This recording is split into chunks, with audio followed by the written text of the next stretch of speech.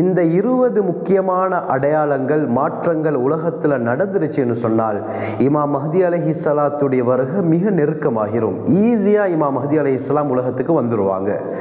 இந்த 20 அடையாளங்கள் உலகத்தில் நடந்து கொண்டிருக்குதா அல்லது இதுக்கு பின்னால் நடக்குமான்னு பார்த்தால் ஒன்று கூட மிஸ் ஆகாமல் 20ம் நடந்து விட்டது, நடந்து கொண்டு இருக்கிறது.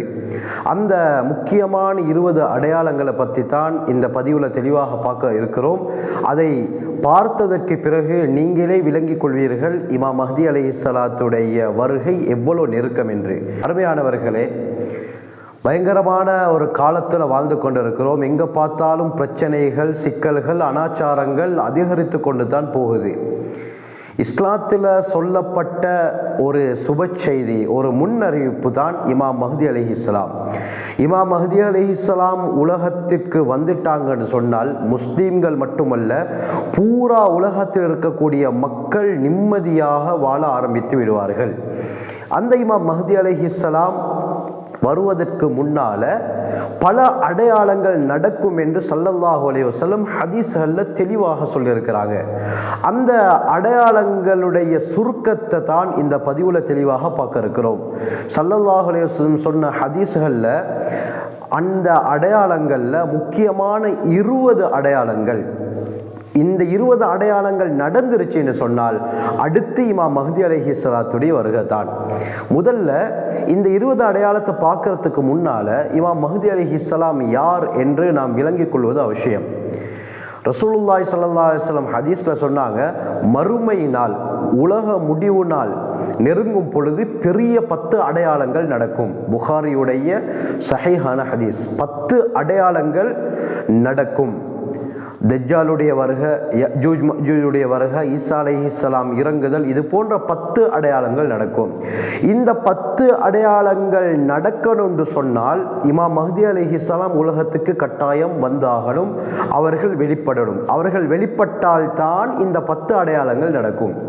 உலகத்தில் முஸ்லீம்கள் கஷ்டத்துடன் இருக்கும் பொழுது, உலக மக்கள் அநியாயத்தால், அக்கிரமத்தால் மூழ்கடிக்கப்பட்டு கொண்டிருக்கும் பொழுது அல்லாஹ் சுப்ஹானஹு வ தஆலா முழு உலகத்திலும் அமைதியை, நீதத்தை ஏற்படுத்துவதற்காக வேண்டி ஹலீஃபாவாக, பிரதிநிதியாக இமாம் மஹ்தி அலைஹிஸ்ஸலாத்தை வெளியாக்குவான். இந்த இமாம் மஹ்தி அலைஹிஸ்ஸலாம் யார் என்பதை பற்றி இன்ஷா அல்லாஹ் இன்னொரு பதிவுல தெளிவாக நாங்கள் பார்ப்போம். அப்போ இமாம் மஹ்தி அலைஹிஸ்ஸலாம் வாரத்துக்கு முன்னால் இருக்கக்கூடிய அந்த அடையாளங்களை பார்க்க போக்குள்ள ஒரே ஹதீஸில் ரசூலுல்லாஹி ஸல்லல்லாஹு அலைஹி வஸல்லம் இந்த அடையாளங்களை பற்றி தெளிவாக பேசியிருக்கிறாங்க. இமாம் மாவர்தி ரஹ்மத்துல்லாஹி அலைஹி மவாரிதுல் லம்ஆன் லி துரூசி ஸமான் என்ற அவர்களுடைய கிதாபில் இதை பற்றி தெளிவாக கொண்டு வருகிறார்கள். இப்னு அப்பாஸ் ரலியல்லாஹு அன்ஹு அவர்களுடைய ரிவாயத் வருது, ரசூலுல்லாஹி ஸல்லல்லாஹு அலைஹி வஸல்லம் அவர்களுடைய கடைசி ஹஜ், விடை பெறும் ஹஜ், ஹஜ்ஜத்துல் வதா. இந்த ஹஜ்ஜத்துல் வதால ஸல்லல்லாஹு அலைஹி வஸல்லம் மக்காவுக்கு வராங்க.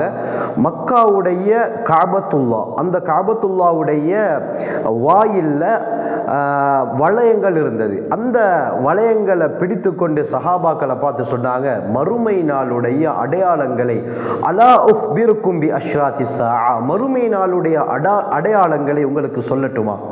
சல்மானே ஃபாரிஸி ரலியல்லாஹு அன்ஹு சொன்னாங்க, ஃபிதாக அபி வ உம்மி யா ரசூலல்லாஹ், என்னுடைய தாயும் தந்தையும் தங்களுக்கு அர்ப்பணமாகட்டும், நிச்சயம் சொல்லுங்கள் என்று சொன்னோன ஸல்லல்லாஹு அலைஹி வஸல்லம் அந்த அடையாளங்களை சொல்ல ஆரம்பிச்சாங்க. கண்ணியமானவர்களே, இந்த அடையாளங்களை நீங்க சற்று சிந்தித்து பாருங்கள்.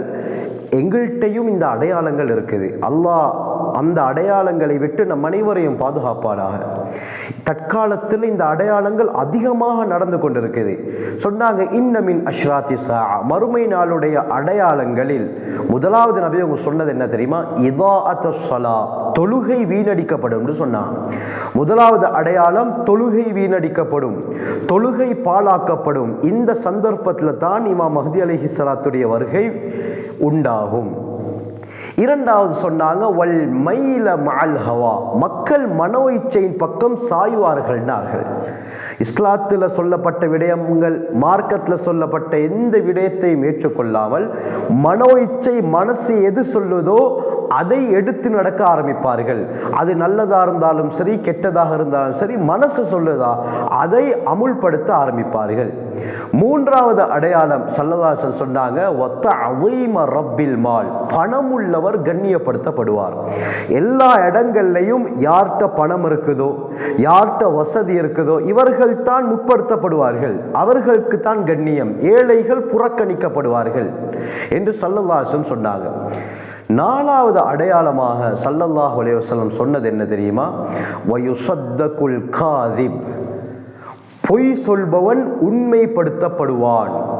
ஐந்தாவது வயுஸத்தகுல் காதிப், நாலாவது சொன்னாங்க வயுஸத்தகுல் காதிப், ஐந்தாவது வயுகஸ்ஸபு ஸாதிக், பொய் சொல்பவன் உண்மைப்படுத்தப்படுவான், உண்மை சொல்பவன் பொய்ப்பிக்கப்படுவான். ஸல்லல்லாஹு அலைஹி வஸல்லம் எப்படி ஒரு நிலைமை உண்டாகும்? இந்த காலத்தில் நடக்குதா இல்லையா? ஊரில் யாரு பொய் சொல்றாரோ அவர் தான் இன்றைக்கு நல்ல பதவியில் இருக்கிறாரு, மக்களுக்கு மத்தியில் கண்ணியமாளனாக இருக்கிறாரு. உண்மை சொல்றவர், ஹக்க பேசுறவர் புறக்கணிக்கப்படுறாரு, அவர் பொய்யன், அவருடைய பேச்செல்லாம் ஏற்றுக்கொள்ளப்படாது என்று அவர் ஓரங்கட்டப்படுகிறார். அடுத்து ஸல்லல்லாஹு அலைஹி வஸல்லம் சொன்னார்கள், ஆறாவது அடையாளம் வயுத்தமனுல் ஹாயின், ஏழாவது வயுஹவ்வனுல் அமீன், மோசடிக்காரன் நம்பப்படுவான், நம்பிக்கைக்குரியவன் மோசடிக்காரனாக்கப்படுவான் என்று ஸல்லல்லாஹு அலைஹி வஸல்லம் சொன்னாங்க. நடக்குதா இல்லையா கண்ணியமானவர்களே? தற்காலத்தை நடந்து கொண்டிருக்குது. யார் நம்பிக்கை உண்மை சொல்றாங்களோ, நம்பிக்கையா இருக்கிறாங்களோ, அவர் மோசடிக்காரன் மக்கள் ஒதுக்கி விடுவார்கள். யார் மோசடி செய்கிறாரோ, யார் மக்ர் பண்றாரோ, யார் கிரிமினல் வேலை செய்கிறாரோ அவர் நம்பிக்கைக்குரியவர் ஆக்கப்படுவார் என்று ஸல்லல்லாஹு அலைஹி வஸல்லம் சொன்னாங்க. சல்மான் ஃபாரிசி ரலியல்லாஹு அன்ஹு இந்த அடையாளங்கள் எல்லாம் கேட்டுட்டு சொன்னாங்க, வயகூனு ஸாலிக யா ரசூலல்லாஹ், அல்லாஹ்வின் தூதரே இதெல்லாம் நடக்குமான்னு கேட்டாங்க. அவர்களுக்கு ஆச்சரியம், இப்படி ஒரு காலம் வருமா? இப்படி வந்தால் தான் இமாம் மஹ்தி அலைஹிஸ்ஸலாத்துடைய வருகை நிகழும். கண்ணியமானவர்களே, சொல்லிவிட்டு ஹஜ்ரத் ஸல்லல்லாஹு அலைஹி வஸல்லம் எட்டாவது அடையாளமாக சொன்னது என்ன தெரியுமா? வயத்ஹபுல் இஸ்லாம் ஃபலா யப்கா இல்ல இஸ்மு, இஸ்லாம் சென்றுவிடும், பெயர் மட்டும் தான் மிகுதமாக இருக்கும்டா.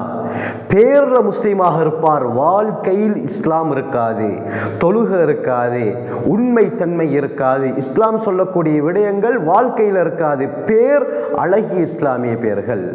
வயத்ஹபுல் குர்ஆன் ஃபலா யப்கா இல்லா ரஸ்மு, சொல்லிவிட்டு ஸல்லல்லாஹு அலைஹி வஸல்லம் அடுத்த ஒன்பதாவது அடையாளத்தை சொன்னாங்க, குர்ஆன் சென்றுவிடும், வரிகள் மட்டும் தான் மிகுதமாக இருக்கும்டா. அப்படி என்று சொன்னால் குர்ஆன் சொல்லக்கூடிய வாழ்க்கை மனிதர்களிடத்திலிருந்து எடுக்கப்பட்டுவிடும். அந்த குர்ஆன் வெறும் புத்தக வடிவத்தில் வரிகளில் மட்டும் தான் இருக்குமே தவிர வாழ்க்கையில் இருக்காதுன்னாங்க ஸல்லல்லாஹு அலைஹி வஸல்லம். பத்தாவது அடையாளமாக ஸல்லல்லாஹு அலைஹி வஸல்லம் சொன்னாங்க, வயதகல்லமு ருவைபிதா, ருவைபிதாக்கள் பேசுவார்கள்னா. சஹாபாக்கள் கேட்டாங்க, வமர் ருவைபிதத்து யா ரசூலல்லாஹ், ருவைபிதாக்கள் என்றால் யார்?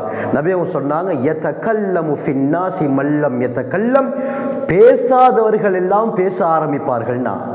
யாரெல்லாம் பேசாமல் இருந்தார்களோ மார்க்கத்தை பற்றி பேச ஆரம்பிப்பார்கள், மார்க்கத்தை பற்றி தெரியாதவர்கள் எல்லாம் மார்க்கத்தை பற்றி பேச ஆரம்பிப்பார்கள்.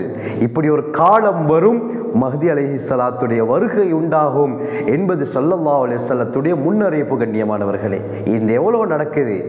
யாரெல்லாம் மார்க்க அறிவு இல்லாதவர்கள் எல்லாம் மார்க்கத்தை பற்றி பேச ஆரம்பித்து விட்டார்கள், சட்டங்களை பேச ஆரம்பித்து விட்டார்கள். இது நடந்து கொண்டிருக்கிறது. 11வது அடையாளமாக ரசூலுல்லாஹி ஸல்லல்லாஹு அலைஹி வஸல்லம் சொன்னது என்ன?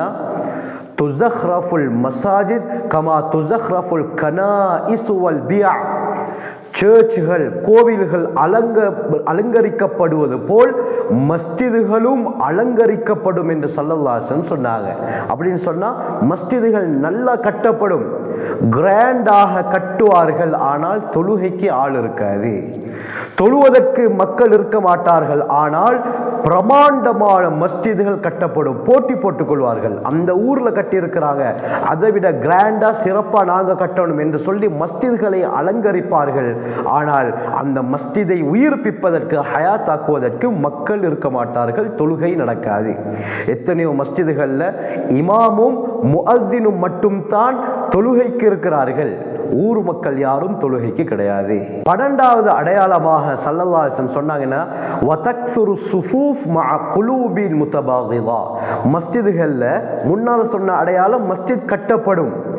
சில இடங்களில் மஸ்ஜிதுகளில் ஆட்கள் அதிகமாக இருப்பார்கள்.